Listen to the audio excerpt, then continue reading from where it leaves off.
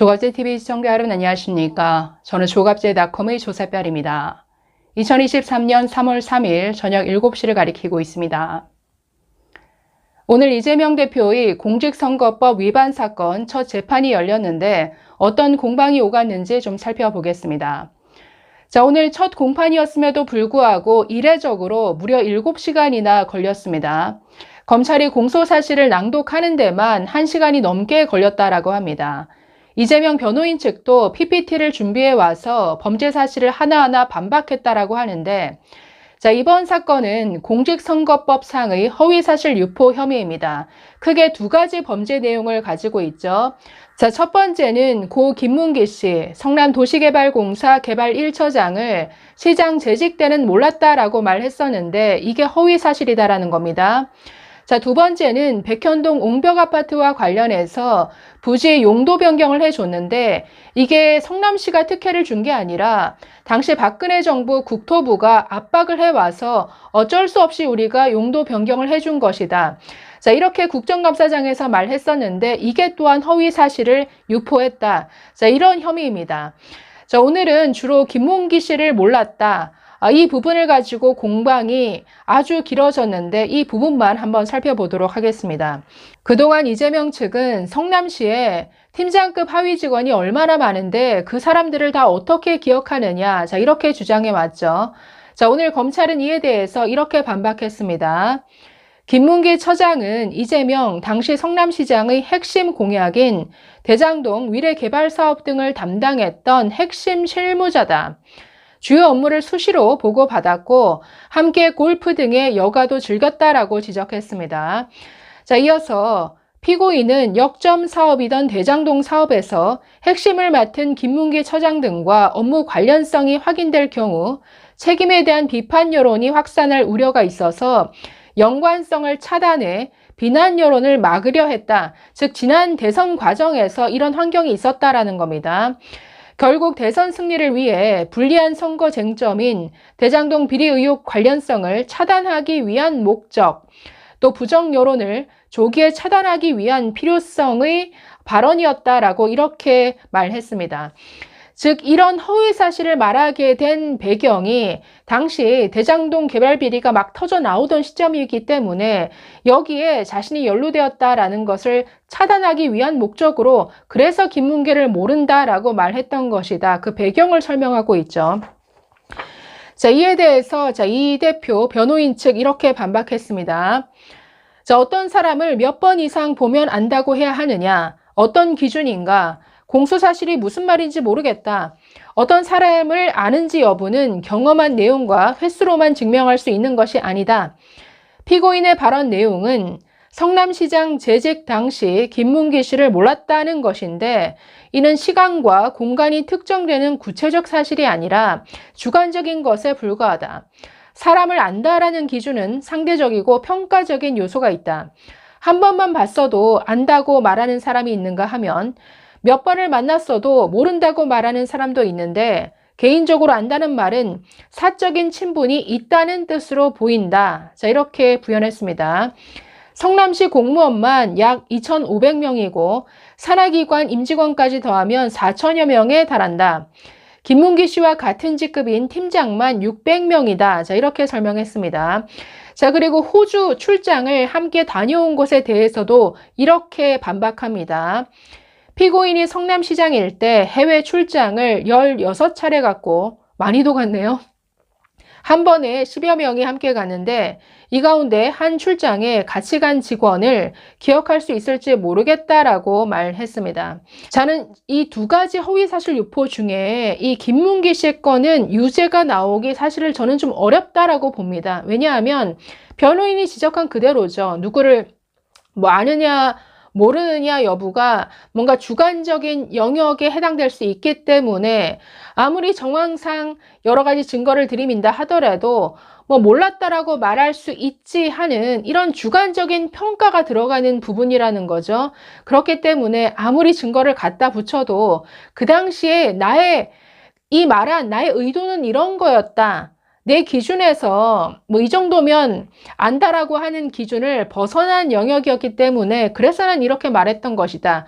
이렇게 말하면 사실은 유죄를 받기는 좀 어렵지 않나라는 생각이 듭니다. 그런데 두 번째 백현동 건은 완전히 다른 거죠. 이거는 명백히 증거가 있는 거고 국정감사장에서 한 얘기입니다. 백현동 옹벽 아파트와 관련해서 각종 기사가 보도가 쏟아져 나오던 시점이었고 이 용도 변경 아니 그 자연 녹지가 준주거지로 4단계나 상향 조정이 됐습니다. 그러면서 희한한 이런 옹벽이 뭐 완전히 장벽처럼 들이운 이런 아파트가 들어섰는데 왜 이런 특혜를 이런 민간 사업자에게 몰아줬느냐. 이 백현동 지금 개발 비리와도 지금 맞닿아 있는 이러한 혐의인데 저 당시 아주 적극적으로 허위 사실을 유포한 것이죠. 왜냐하면 아니 박근혜 정부의 국토부가 성남시 그러니까 경기도를 압박해 왔다라고 말했습니다. 아니 그 부지에 자리 잡고 있던 한국식품연구원이 지방으로 이전해야 되니까 빨리 이거 허락을 해줘라.